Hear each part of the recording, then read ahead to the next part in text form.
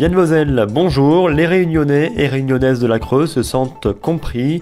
Hier, l'Assemblée nationale a adopté la résolution mémorielle déposée par la députée socialiste Erika Barrex sur l'affaire des enfants exilés de l'île de la Réunion entre 1963 et 1982 pour repeupler des départements de métropole, notamment la Creuse et le Cantal. Le but, que l'État reconnaisse avoir manqué à sa responsabilité morale et que cela serve à approfondir et diffuser la connaissance historique de cette affaire. Une quarantaine de Réunionnais concernés sont venus suivre hier à l'Assemblée l'intervention de la parlementaire de l'île de la Réunion ainsi que celle du député creusois Michel Vernier.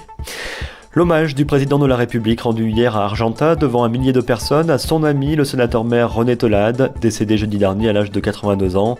François Hollande a pendant une vingtaine de minutes retracé le parcours de l'homme qu'il avait accueilli en Corrèze dans les années 80 et avec qui il avait beaucoup travaillé et partagé. Le chef de l'État a déclaré, je cite, « Dans tous les moments de mon existence politique, René Tolade a toujours été à mes côtés et je suis aujourd'hui à ses côtés pour ce dernier moment », a-t-il précisé.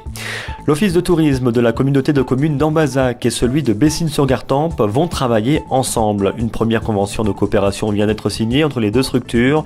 Elle porte sur des actions précises comme améliorer la visibilité des prestataires sur le web, mettre en marché l'offre d'hébergement et d'activités ou améliorer l'accueil des clients en séjour.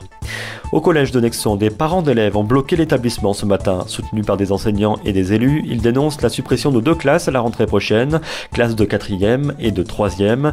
Ils redoutent par ailleurs que l'allemand ne soit plus enseigné dans ce collège en raison du manque d'élèves intéressés par cette langue.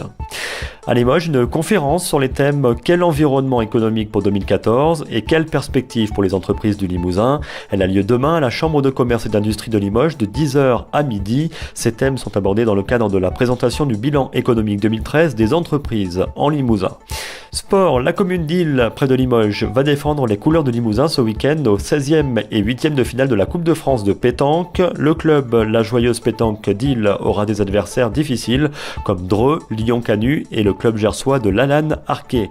L'événement qui promet un beau spectacle se déroule à Brive tout le week-end. Et pour terminer, un mot sur la météo. Après le ciel couvert du matin accompagné de pluie, quelques éclaircies reviennent dans l'après-midi avant que le ciel se dégage pleinement dans la soirée. Demain, le temps sera couvert et pluvieux matin comme après-midi. Les températures après 9 degrés cet après-midi, il fait 2 degrés ce soir sous le vent et 6 sous abri.